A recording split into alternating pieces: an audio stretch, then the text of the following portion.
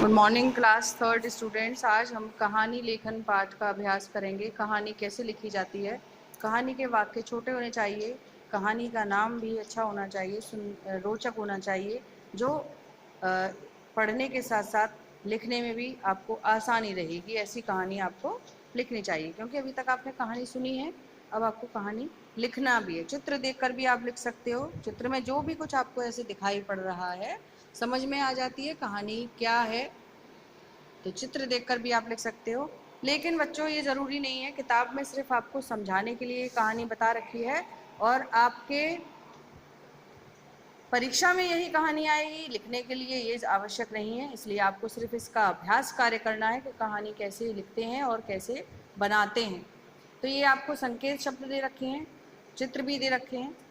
उन्हीं संकेत शब्दों और चित्रों को समझकर कैसे कहानी पूरी करी गई है, ये आप समझिए पहले। उसके बाद आपको परीक्षा में कहानी खुद अपने आप बनाकर लिखनी पड़ेगी। कबूतरों का झुंड, भोजन की तलाश, जमीन पर बिखरे दाने, कबूतरों का जाल में फंसना, कबूतरों का मुखिया, हिम्मत से काम लेना, जाल लेकर उड़ना, जाल के पीछे शिकारी का भागना, आंखों से ओझल होना, कबूतरों के मुखिया का मित्र चूहा, जाल का काटना, आज़ाद होना। तो ये सारे संकेत शब्द आपको दे रखे हैं। ये संकेत बता रखा है कि ये कहानी में आप प्रयोग करो इन सारे वाक्यों का और एक कहानी तैयार करो। तो ये देखिए कैसे इन वाक्यों को जोड़ा गया है। एक बार कबूतरों का एक झुंड भोजन की तलाश में उड़ रहा था। अचानक कबूतरों की नज़र जमीन पर बिखरे दानों पर पड़ी। शिकारी ने पक्षियों को पकड़ने के लिए जमीन पर दाने बिखेर रखे थे। दानों के ऊपर उसने जाल बिछा रखा था। बिखरे हुए दानों को देखकर कबूतर जमीन पर उतर गए और जाल में फंस गए। जाल में फंस जाने पर सभी कबूतर बहुत घबराए। वे जाल से छूटने के लिए फड़फड़ाने लगे, पर वे जाल से छूटने की जितनी कोशिश करते, जाल उतना ही ज़्यादा उनके पंजों में उलझता जाता। ये देखिए चित्र में समझ में आ रहा है कैसे वो छूटने की कोशिश कर रहे हैं और वो उड़ नहीं पा रहे हैं ऊपर। तब कबूतरों के मुखिया ने उनसे कहा, मुखिया मीन्स उनका जो हेड था, कबूतरों में जो हेड होता है वो था।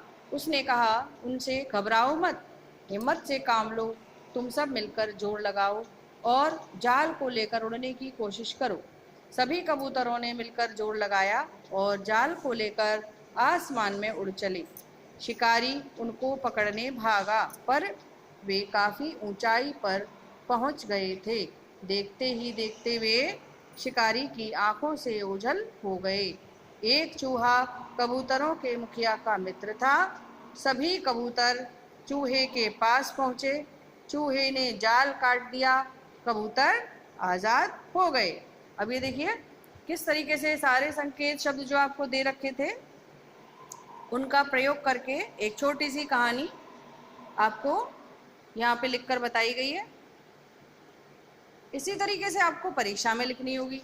परीक्षा में भी आपके ऐसे ही संकेत शब्द आएंगे लिखे हुए और चित्र भी आएगा बना हुआ। आपको उन्हीं संकेत शब्दों को प्रयोग करके कहानी तैयार करनी होगी और उसका एक शीर्षक भी बताना होगा, यानी कहानी का नाम भी बताना होगा कि इस कहानी का नाम क्या है। इसीलिए बच्चों मैंने पहले भी कहा था आपसे कि आप चित्र देखकर, ये जो चित्र देखिए आपकी किताब में है, इन चित्रों को देखकर एक कहानी तैयार करने का अभ्यास कार्य करो, तो आपको परीक्षा में आसानी रहेगी कि कहानी कैसे लिखते हैं। ये देखो, सियार का भोजन की तलाश में भटकना, धोबी के घर में नील से भरे टब में गिरना, नीले रंग के जानवर को देखकर सभी जानवरों का डरना, अपने नीले रंग का फायदा उठाना, जानवरों की सभा बुलाना, अपने आप को जंगल का राजा बताना, सभी जानवरों का सियार के झांसे में आना, सियार का आनंद पूर्वक जीवन बिताना, सियार से दूर रहना, सियार का हुआ हुआ करना, रंगे सियार को पहचानना और सभी जानवरों द्वारा भगा देना। तो ये आपका संकेत चिन्ह है जो एक नई कहानी के मैंने आपको बताए हैं। तो इन संकेत चिन्हों के आधार पर आप एक कहानी तैयार करिए, इसका अभ्यास करिए। कैसे रंगे सियार की कहानी हम लिख सकते हैं, कितने शब्द बना सकते हो आप, तो इसका अभ्यास कार्य आप अच्छे से कर लीजिए।